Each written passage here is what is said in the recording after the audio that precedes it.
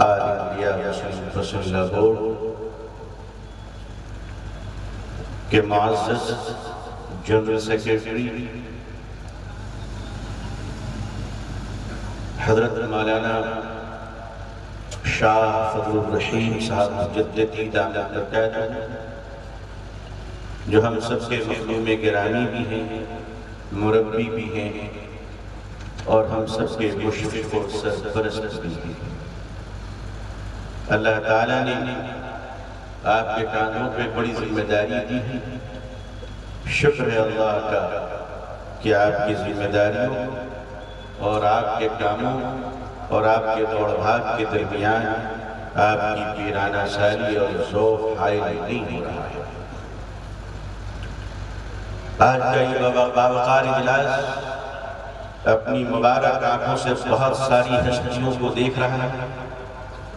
उनमें एक बहुत ही मुहतरम शख्सियत, हम सबके भाई और हिंदुस्तान में उभरते हुए कायद, मेरी मुराद all India Muslim personal board के मुअज़्ज़ज़ सेक्रेटरी पीरे तरीक़त हज़रत मौलाना उमरैन महफूज रहमानी साहब मद्ददिल्लाहु अलैह, जिन पर हमारे अकाबरीन और बुजुर्गों ने हमेशा एतमाद किया और आप उस पर खड़े हुए और अल्लाह ताला ने आपको जो सलाहियतें अता फरमाई हैं, हम अल्लाह के शुक्रगुज़ार हैं कि उन सलाहियतों का बेहतर इस्तेमाल मिल्लत इस्लामिया की रहबरी के लिए किए जा रहा है। हज़रत मौलाना महमूद साहब दामत बरकातहू और ये स्टेज उलमा और अकाबरीन से इस तरह सजा हुआ और मुस्कुरा रहा है जैसे चांदनी रात में सितारे जगमगाते रहते हैं।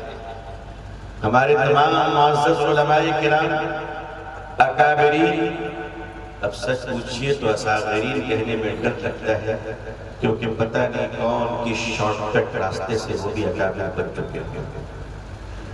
खादिम बनिए, अल्लाह मखदूम बना देगा। छोटे रहिए, अल्लाह बड़ा बना देगा। तवाज़ुन इख्तियार कीजिए, अल्लाह इज्जत अता फरमाएगा। हज़रात उलमाए किराम, बुजुर्गान मुहतरम, नौजवानान इस्लाम, अज़ीज़ान गिरामी, सामिईन इज़ाम, नमाइदीन शहर, हमने राजस्थान के रेगिस्तान के बारे में तो सुना था, मुसलमानों से पहली बार इस तरह रूबरू हो रहा है। एक बार इससे पहले मौका आया था जयपुर में, लेकिन नादानी में ज्यादा समझ नहीं पाया। अभी महसूस हो रहा है कि होश और हवास में आपकी ज़ियारत कर रहा है। मेरे होश तो तभी ठिकाने लग गए जब स्टेज पे आते ही मुझे ड्यूटी दे दी गई और पर्ची काट दी गई और बुजुर्गों का हुक्म रहा कि अब इजाजत बैठने की नहीं है। दुआ कीजिए अल्लाह तबारक व तआला से कि हिंदुस्तानी मुसलमान अपने दीन के लिए भी मुफीद हो, कौम और मिल्लत के लिए भी मुफीद हो, ये सभी नागरिक और अपने देश के लिए भी मुफीद साबित हो। हमारी यही तारीख रही है और सारी तारीख के एक एक वक्त और तारीख का एक एक लफ्ज आज गवाही दे रहा है कि हिंदुस्तान के मुसलमानों ने इसकी सरहदों की भी हिफाजत की है, इसके शहरों की भी हिफाजत की है, इसके गांव की भी हिफाजत की है। सच बात जानते हो क्या है? अरे सच्चाई तो यही है कि हम इतनी ईमानदारी से दूसरों की हिफाजत करते रहे कि लोगों ने हमारे ही घर लूट लिया और हमें खबर नहीं। हम भाईचारे के कायल हैं, मगर भाई का चारा बनने के लिए हम तैयार नहीं। हम जानते हैं लोकतांत्रिक व्यवस्था, और हम जानते ये भी है कि जब से मैंने शऊर पाया है, मैंने इस देश को लोकतंत्र से चलता कर देखा है। ये हमारी बदनसीबी है कि आज हम अपने खूबसूरत भारत को लोकतंत्र के बजाय शक्तितंत्र का नाम 47 में बदकिस्मती से भारत के 2 टुकड़े हो गए। 47 में हमारी बदनसीबी थी कि देश का बंटवारा हुआ, मगर अफसोस कि आज दिलों का बंटवारा किया जा रहा है।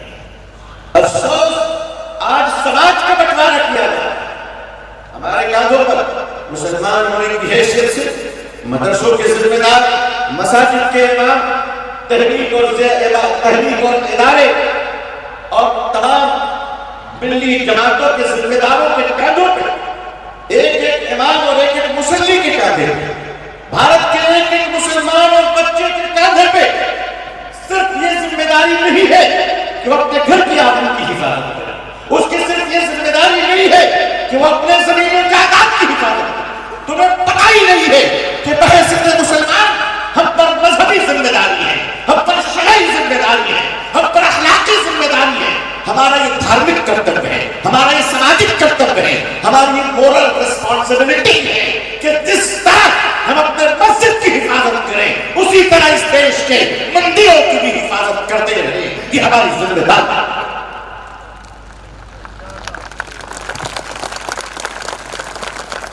तो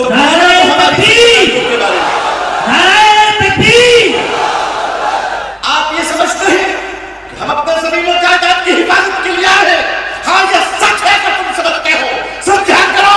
लेकिन दीवानों, प्यारों, भारत के हमारे कौमी दोस्तों, भाइयों, मेरे हिंदू भाइयों, समाज के लोगों, मैं तुम्हारे पांव पकड़कर कहता हूँ, खुदा की कसम, ये हिफाजत हमारी नहीं बल्कि इस देश की है, देश के लोकतंत्र की है, समाज की है और इसकी सरहदों की है, ताकि कोई कल को ये ना कहे कि भारत का कोई मुसलमान रो रहा है, हम तो अपने आंसुओं को इसलिए पोंछ लेते हैं ताकि हमारे देश की बदनाम ना हो सके। मुस्लिम परस जिंदाबाद, मुस्लिम परस जिंदाबाद। अब काफे की सरकार में थी। तो बताओ, ये कौन सा समाज तैयार हो रहा है? ये कौन सी माशरा, ये कौन सा माशरा तैयार हो रहा है? ये कौन सा कल्चर को हम बना रहे हैं?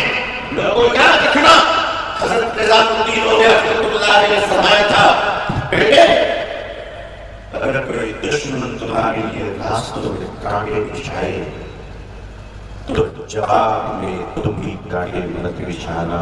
वरना देखो हम किन बुजुर्गों की औलाद हैं, देखो हम किन महापुरुषों के आदर्शों पर चलने की आदत रखते हैं। हमारे महापुरुषों ने हमें जो सिखाया वो क्या सिखाया हम जानते हैं कि आज के लोग खद्दड़ पहनने के बाद उनकी ज़बान कितनी बेलगाम हो जाती है। हम जानते हैं कि लोकतंत्र के गलियारों में कैसे कैसे भेड़िए दाखिल हो चुके हैं जो ना अपने कल्चर और अपने समाज की बेटियों की इज्जत नहीं जानते। कुर्बान चाहिए अल्लाह के उस पर ये कामिल हज़रत निज़ामुद्दीन औलिया रहमतुल्लाह अलैह फरमाते हैं, जिनके आदर्शों पर हम चलना गर्व समझते हैं, जो हम उन्हीं रुख पर चलते हैं और हमारे उलमा चलाते हैं। फरमाते बेटा, अगर कोई दुश्मन रास्ते में तुम्हारे लिए कांटे बिछा दे तो जवाब में तुम भी उनके लिए कांटे मत बिछाना, वरना अल्लाह की सारी जमीन कांटों से भर जाएगी। हम तो जवाब में कांटा बिछाना नहीं चाहते, हम कांटा उठाना चाहते हैं। मौलाना अली नदवी रहमतुल्लाह अलैह, जो ऑल इंडिया मुस्लिम मुसल्ला बोर्ड के साबिक सदर, अल्लाह गनी पे रहमत फरमाए, ऐसे बड़े बड़े अकाबिर सदियों में पैदा हुआ करते हैं। रेल के डब्बे में बैठे हुए हैं, तशरीफ फरमा है, सामने एक नौजवान केला खाता है और छिलके को प्लेटफॉर्म पे फेंकता है। हज़रत मौलाना सैयद मुहस्सिन अली नदवी रहमतुल्लाह अलैह हमारे महापुरुषों का आदर्श देखिए, उठते हैं, ट्रेन से नीचे उतरते हैं, केले के छिलके को डब्बे में डालते हैं, लौट कर वापस आकर फरमाते हैं, भाई आपका क्या बिगड़ा, आपने 1 रुपए का केला खाया, छिलका आपने प्लेटफॉर्म पे फेंक दिया।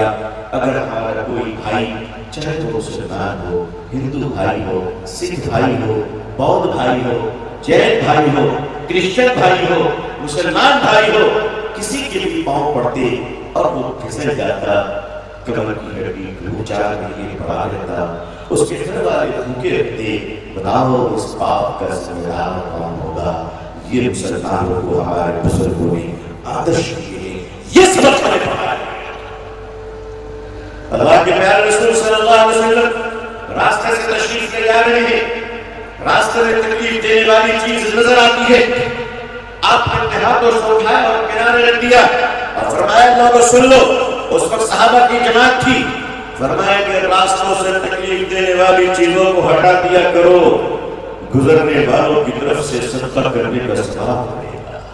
वो गुजरने वाला कोई भी हो सकता है, समाज का कोई भी मनुष्य हो सकता है, माशरे का कोई भी शख्स हो सकता है, हमारे देश का कोई भी नागरिक हो सकता है। हमें ये सबक दिए गए, हमें ये आदर्श दिया गया, हमें ये मोहल सबक सिखाए गए कि हम सिर्फ अपने लिए नहीं जिया करते, हम तो जहाँ जीते हैं वहाँ चला कर जिया करते हैं ताकि अंधेरों से हम भी बचे तो तुम्हें ठोकर ना मज़हब इस्लाम, मज़हब इस्लाम। भारत में 6 लाख के करीब कमोबेश एक परसेंट है, 6 लाख 1%। मैं पूछना चाहता हूं कि आप एक जलील साबित कर दो, सिंगल प्लॉट साबित करो जो बड़ों की है और हमने हाथ रख दिया और हमारी क्या दिमाग में कहते साहब आज का वक्त कानून ये है कि जिसको जिस जमीन पर हाथ रख दी जाए और कहा जाए वो वक्त हो गया। अच्छा, आज मैं जयपुर एयरपोर्ट उतरा, मैंने हाथ पांव जिसको सारा रख दिया था, सिर्फ कहना बाकी था कि हमारा क्या हमारा नाम लिख देंगे। अरे इतना आसान होता इस देश के महापुरुष उद्योगपति अडानी जी अपने पैसों को खतरे में नहीं डालते, उनको भी डर हो, लेकिन हम जानते हैं हम ये बोलने नहीं चाहते, लेकिन मजबूर है कि नौशहबाज आदिल एक बादशाह को राजा के पास एक जौहरी आता है और वजीर से कहता है कि वजीर एक बादशाह की सल्तनत टूट गई है, वो डिस्ट्रॉय हो गया है, उसके पास जवाहिर बहुत है, सोने और चांदी बहुत है, हीरे और मोतियां बहुत है, अगर वो आधी कीमत में आप खरीद ले और बादशाह उसको बेच दे तो बड़ा नफा होगा, बड़ा प्रॉफिट होगा। नौशहबाज आदिल ने कहा था अगर बादशाह तिजारत करेगा तो सल्तनत कौन चलाएगा। मैं कुछ और नहीं कहना चाहता, मैं लोकतंत्र के राजाओं से भी कहना चाहता हूं, खुदा ने राज दिया है, ईमानदारी से चलाओ, व्यापारी के हाथों का खिलौना बनने की कोशिश मत करो। मुंबई की झोपड़पट्टी धारावाही रियल एस्टेट के तौर पर एक उद्योगपति को दे दी गई, सारा मुंबई की झोपड़पट्टियों को कब्जे में कर ले लिया गया। अगली निगाह कहीं लैंड ब्रोकरी के तौर पर औकाफ की जमीनों पे तो नहीं है कि मुसलमान एक कमजोर कौम है 6 लाख एकड़ जमीनों को हासिल कर ली जाए। बंबई के एक बहुत बड़ा बिजनेसमैन, हिंदुस्तान के बल्कि दुनिया के उद्योगपति, बड़ा बिजनेसमैन ने बंबई के 5 इलाके में अपना मकान कई हजार करोड़ में बनाया।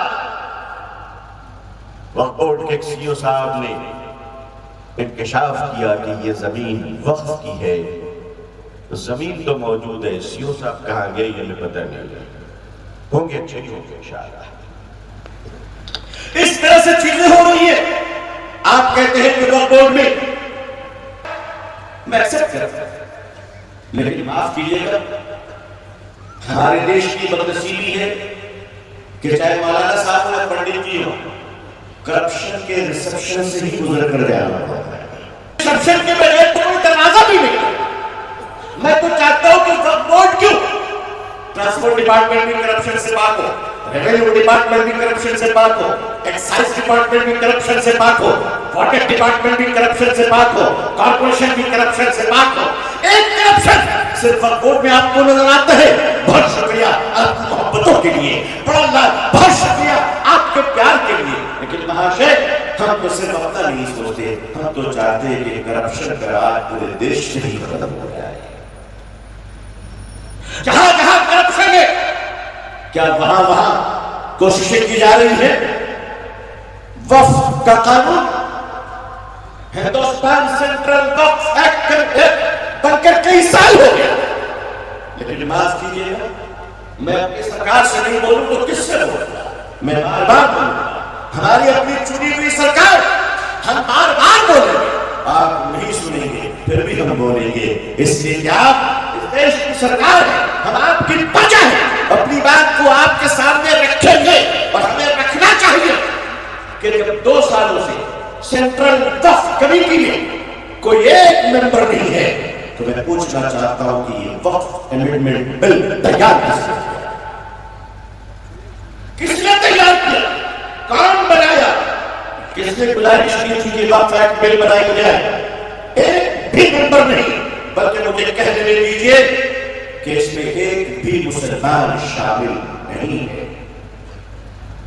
ऑनरेबल लॉ मिनिस्टर जो माइनॉरिटी अफेयर्स को भी देखते हैं, आदरणीय श्री किरण रिजिजू साहब, आप और आपके सेक्रेटरी ने एक बिल ड्राफ्ट किया, आपने इतना गैर समझ लिया कि हमसे पूछने की जरूरत महसूस की। मैं शुक्रगुजार हूं इस देश के उन पॉलिटिकल पार्टियों का जो लोकतांत्रिक व्यवस्था में विश्वास रखती है, उनकी कोशिशों से, जिसमें चंद्रबाबू नायडू साहब भी शामिल हैं, कि ये बिल तैयार होने से पहले पार्लियामेंट में जॉइंट पार्लियामेंट्री कमेटी को भेजी गई। हम इसका स्वागत करते हैं, लेकिन हम ये भी तो जानना चाहते हैं, जॉइंट पार्लियामेंट्री कमेटी के ऑनरेबल चेयरमैन आदरणीय श्री जगदम्बिका पाल साहब, आप बड़े पुराने लीडर हैं, आप पुराने पॉलिटिशियन हैं, आपका एक शानदार बैकग्राउंड, आप इस वक्त ऑनरेबल चेयरमैन हैं। 23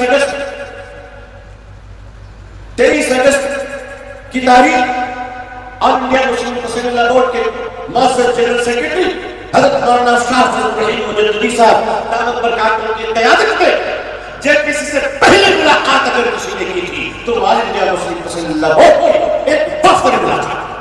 मुस्लिम पर्सनल लॉ बोर्ड, मुस्लिम पर्सनल लॉ बोर्ड।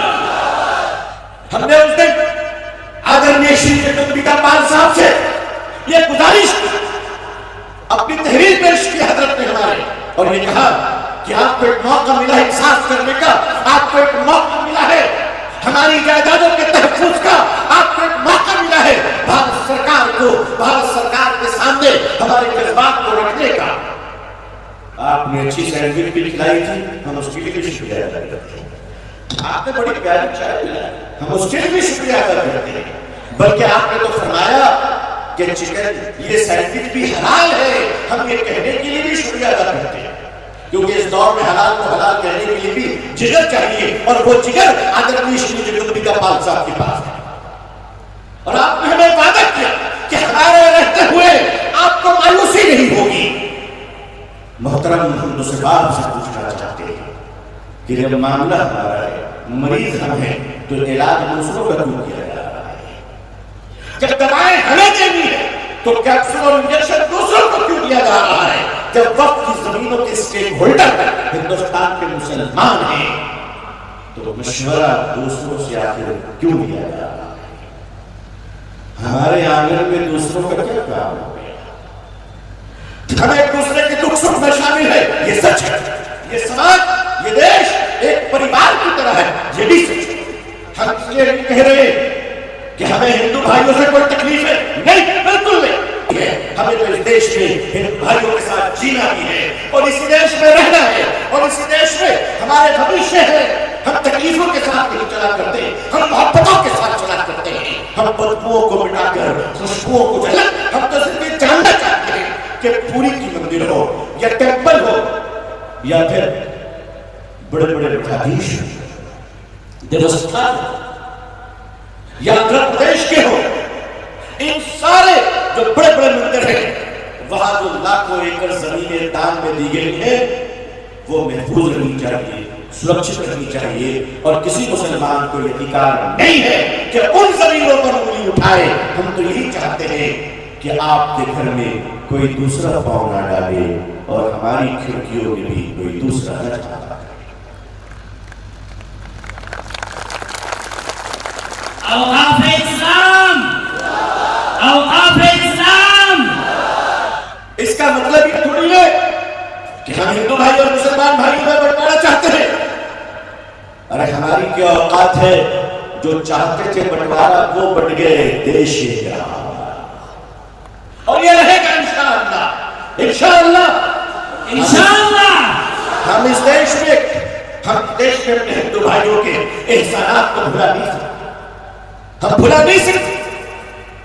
हम इस देश में पंडित नवल किशोर जी को भूल नहीं सकते, जो पूरे बर्र-ए-सगीर में लखनऊ के प्रिंटिंग प्रेस से पुरानी क्रीम छापकर पूरी दुनिया में फैला रहे। हम इस देश में आर के गर्ग साहब को नहीं भूल सकते, विशंबरनाथ पंडित जी को नहीं भूल सकते, डॉक्टर सुभाष शंकर रेड्डी जी को भूल नहीं सकते, डॉक्टर राजीव धवन जी को नहीं भूल सकते। हमारे हजारों ऐसे हैं, बाकी लाखों ऐसे हैं। मैं मुसलमान भाइयों से कहना चाहूंगा कि चंद मुट्ठी भर जहरीले लोगों की वजह से अपने समाज से नफरत नहीं किया करते। गुलाब में कांटे भी हो जाए तो खुशबुओं से आदमी दूर नहीं रहा करता।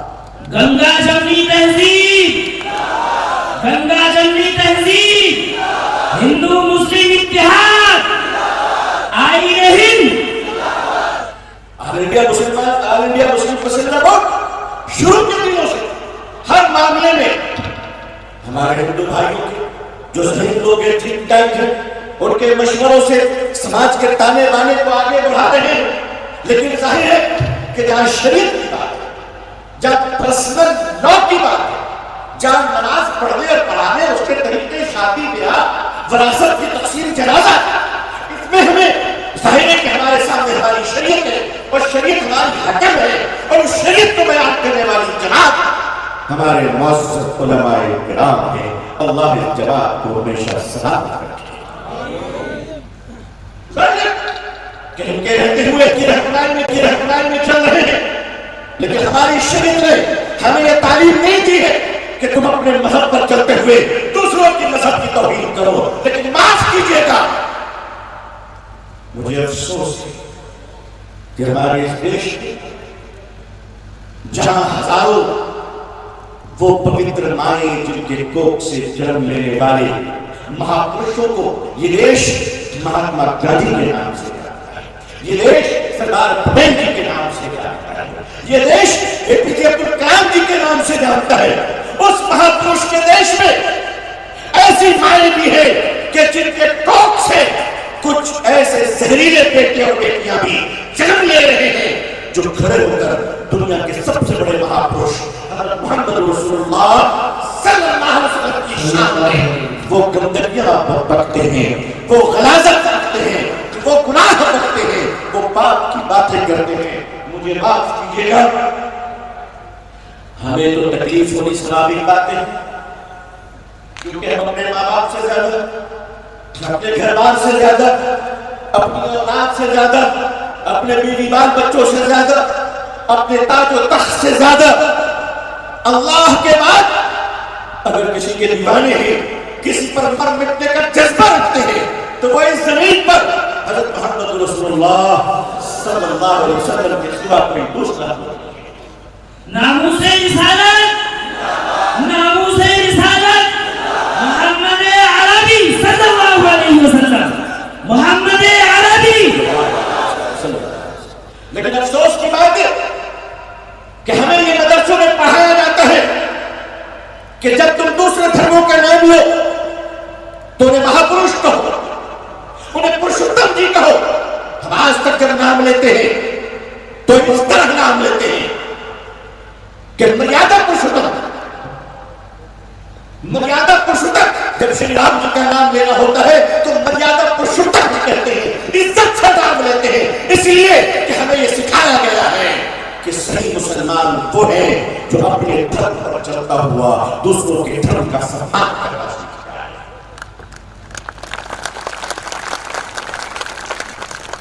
क्या हमारे भारत में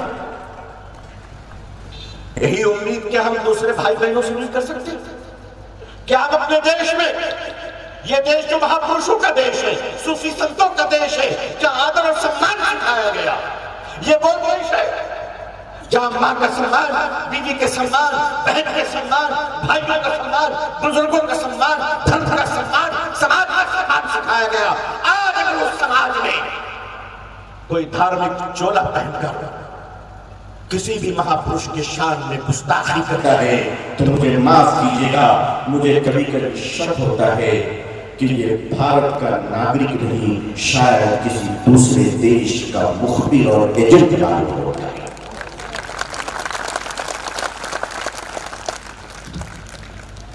सन्यासी के लिबास में अगर कोई समाज में सत्यानाशी आ जाए तो इसका मतलब ये नहीं होता कि लिबास सन्यासी का है तो सत्यानाश को भी दूर कर दिया जाएगा।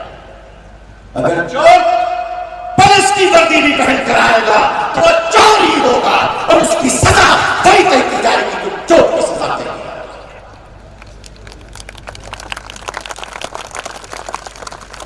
हम आखिर एक दूसरे का सम्मान करना कब सीखेंगे? हमें कब बताया जाएगा कि हम अपने महापुरुषों की इज्जत करें? मैं आपसे साफ साफ कहना चाहता हूं और मैं अपने देश के करोड़ों भाई बहनों से कहना चाहता हूं, अपने हिंदू समाज भाई बहनों से कहना चाहता हूं, सम्मान पूर्वक कहना चाहता हूं कि हम चाहते हैं कि हमारा देश भारत हमारी जिंदगी में एक सुपर पावर बन जाए। इंशाअल्लाह। आज हमें अफसोस नहीं होता कि हमारे डॉलर के मुकाबले में हमारे रुपए 84 रुपए तक पहुंच गया, हमारे नोट गिर रहे हैं, उसका हमें अफसोस नहीं है। जितना गिराना है गिरा लो, मगर याद रखना भारत की मानवता अगर गिर गई तो फिर हम जी नहीं पाएंगे।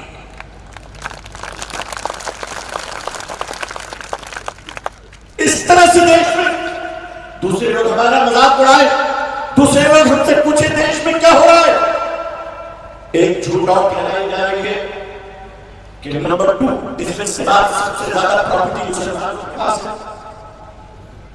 ऐसा नहीं, नंबर 3 और 4 है। हमारे तिरुपति के पास और जो बड़े बड़े मठ हैं हमारे समाज के सम्मानीय मठ हैं, देवस्थान है, उन ट्रस्टों के पास जो जमीनें हैं वो हमसे दुगनी जमीन है। अच्छा होना चाहिए, हमें इस पर खुशी है। हमें तो अफसोस ये है कि 6 लाख एकड़ जमीन रखने के बावजूद हमारी कौम झोपड़पट्टियों में रहती है, ब्रिज के नीचे रहती है, फ्लाईओवर के नीचे रहती है।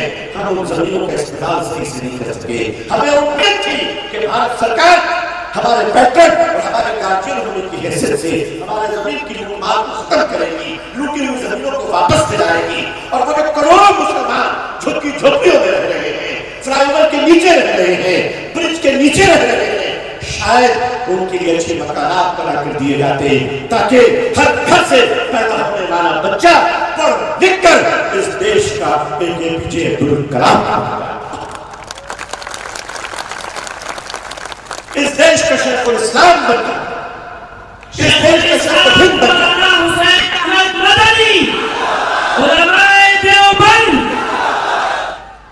ये सारे लोग, मगर याद रखिएगा, मैं अपने भारतीय समाज को एक बहुत दर्द के साथ एक बात कहकर गुजरना चाहता हूं। ये देश अगर करोड़ों मुसलमान को गरीब, मजबूर और लाचार बनाकर रखेगा तो माफ कीजिएगा, कीचड़ में दूसरे फूल निकल सकते हैं, गुलाब और बेली कभी नहीं निकल सकता।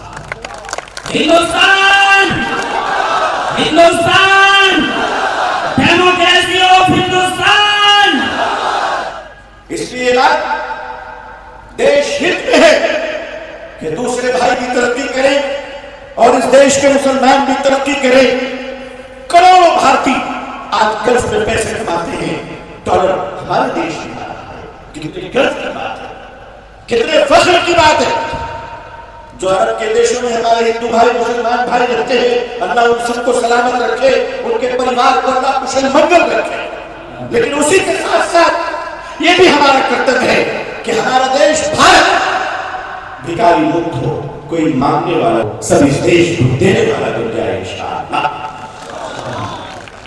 भिखारी मुक्त अगर इस देश को बनाना है तो अधिकारों का हनन बंद करना पड़ेगा और सबकी दौलत 2 आदमी की झोली में डालना बंद करना पड़ेगा। जो जिसका हक है वो हक उसको मिलना चाहिए।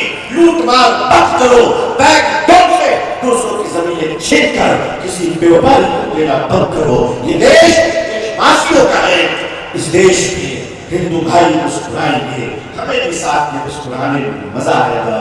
तुम्हारे चरागों की रोशनी में हम भी राहें चलेंगे, चराग हम जलाएंगे, तुम्हारी औलादों को सुकून मिलेगा। अल्लाह से दुआ करता हूँ कि अल्लाह ताला पूरी दुनिया में हम सबको इस्लाम की, मुसलमानों की इज्जत देखना नसीब फरमाए। आमीन। अल्लाह अक़वाम अरब और अहले हिंदुस्तान के दिलों में इस्लाम के लिए और मुसलमानों के लिए जज्बे मोहब्बत, एहतराम और इकराम पैदा फरमाए। अल्लाह हमारे भारत में अमन और शांति अता फरमाए, एकता और अखंडता अता फरमाए। यहाँ रहने वाले हिंदू भाई, मुसलमान भाई, सारे समाज, भाषा और प्रांत के लोगों में आपसी प्यार, सौहार्द और मोहब्बत अता फरमाए। अल्लाह ताला हम सबको और आप सबको, पूरी उम्मत मुस्लिमा को इज्जत, आफियत, सलामती, खैर, खुशहाली, सेहत और तंदुरुस्ती के साथ इस्लाम पे जिंदगी, ईमान पर खात्मा नसीब फरमाए। आमीन या रब्बल आलमीन। अपनी दुआओं में मुझे भी याद रखिएगा। आखिर दावाना अल्हम्दुलिल्लाहि रब्बिल आलमीन। वस्सलामु अलैकुम व रहमतुल्लाहि